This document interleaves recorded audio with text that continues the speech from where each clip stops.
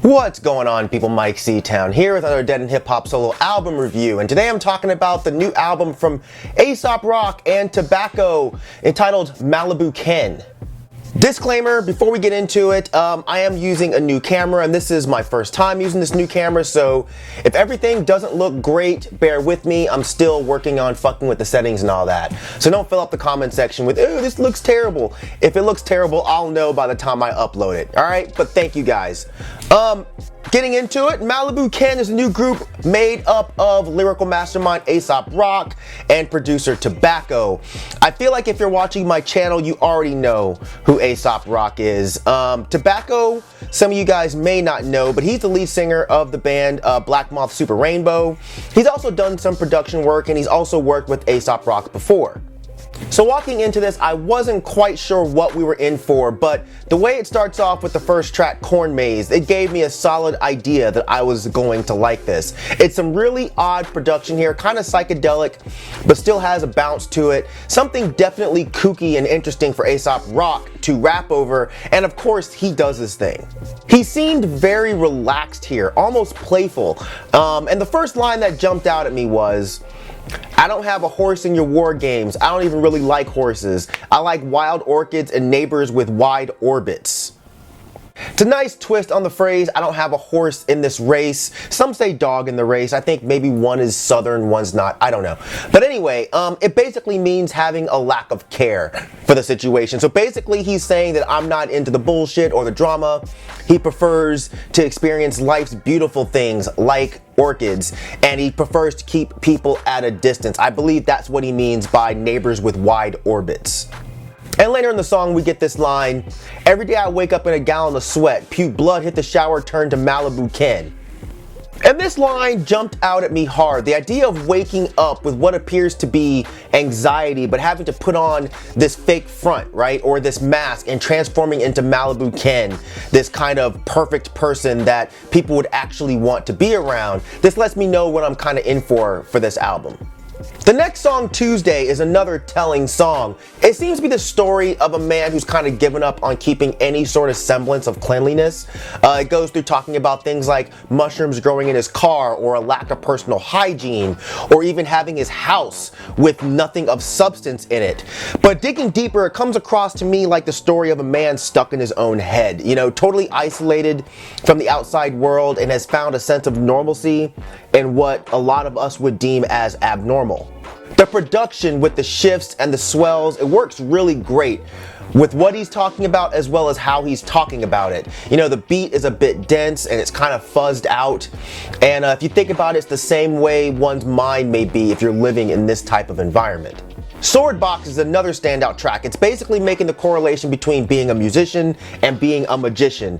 Specifically in this case, being a rapper and a magician. But in Aesop Rock's eyes, both of these professions, they kind of center on like giving the audience some sort of illusion or deception.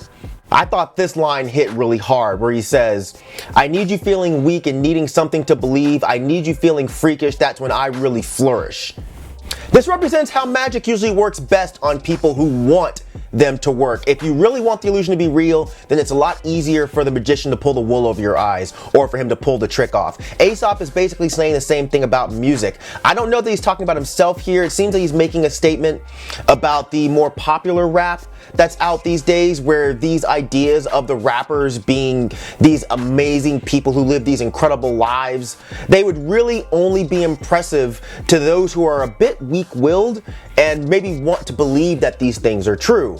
Or if he's talking about himself here, it could be a statement of how his music would best appeal to those who are deemed as weak by society standards. You know, the downtrodden, the weirdos, the outsiders. The ones who feel freakish are the ones who would be attracted to his music the most. The production on this song is especially nice. I like the different layers here. The really weird synth work goes really well with the song. And I think this style of beat really pulls out the quirkiness of Aesop Rock's rap style. I gotta talk about Dog Ears a bit too. This was a slight shift because the beat is a bit more pulled back, but it seems that Aesop Rock gets this sudden shot of adrenaline. He raps a bit different on this song than he does on the majority of the other songs. He uses a more complex flow that's a bit faster paced than the other songs. It's a cool dichotomy that works really, really well. Acid King is another one of my favorite songs on the album. It's another one that's a bit different than the others. The way the beat progresses is really, really interesting. There's a weird feeling of tension that builds up as the song moves along. And given that it's Aesop Rock telling the story of Ricky Casso, this guy who murdered a friend of his during what a lot of people think was some sort of occult ritual, I think it works really, really well with that story. And the end part where the drums come in and the beat kind of speeds up, the way Aesop Rock sounds over this is just amazing. I really like the closing song, Purple Moss. It's a rather somber song about what appears to be a very sad and isolated life. He talks of being the mascot of Murphy's Law. Murphy's Law, for those of you that don't know, is this kind of idea that if something can go wrong, it definitely will go wrong. He makes mention of the drug, I always mispronounce this, but aripiprazole, I believe is how you pronounce it. Something commonly used to treat bipolar disorder or other mental disorders. Then I really love this line. I shake my fist at the same gate that I would have climbed up before it became lame. Now I just curse and pretend it's the same. Curse at a person who ain't doing a thing. If this doesn't represent getting old in a brilliant manner, then I don't know what does, man.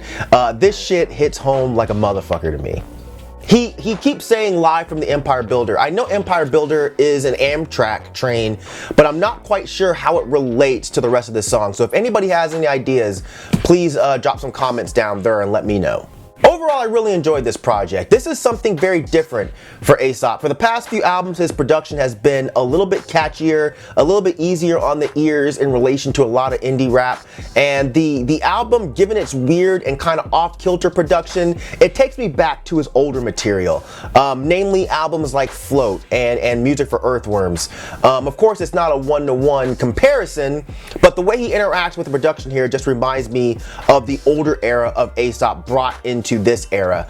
It's hard to explain, but I feel like if you've been kind of keeping up with his work from the beginning, you'll kind of get what I'm saying here. But I think Aesop Rock sounds absolutely fantastic on this album. He's letting us into how his mind operates more and more lately, and I do appreciate that. Of course, his lyrics are extremely dense and they take a bit of deciphering, and I'd be the first to admit that a lot of times Aesop's lyrics just go completely over my head, but when he hits, I feel like he hits hard, and I think he definitely nails it with this album. Now, while I like Tobacco's production style a lot, and I think all of the beats here are great beats, I did have a problem with the lack of diversity. The feeling and the tone of a few of these beats, they start to blend together a bit. That's not to say that they all sound the same, but there just weren't many that jumped out due to being dissimilar from others on the album. But that's still okay because I don't think it hurt the album too much to the point of really taking anything away from it. All in all, this is another solid project from Aesop Rock, and I think he fits in really well with Tobacco's beats. I feel like it would be interesting to see them do another project together, but hopefully we get something a little bit more varied. But I still love this album, and I definitely see myself returning to it quite a bit. And if this doesn't end up on my end of the year list, then that means that we had an absolutely fucking amazing year for hip hop.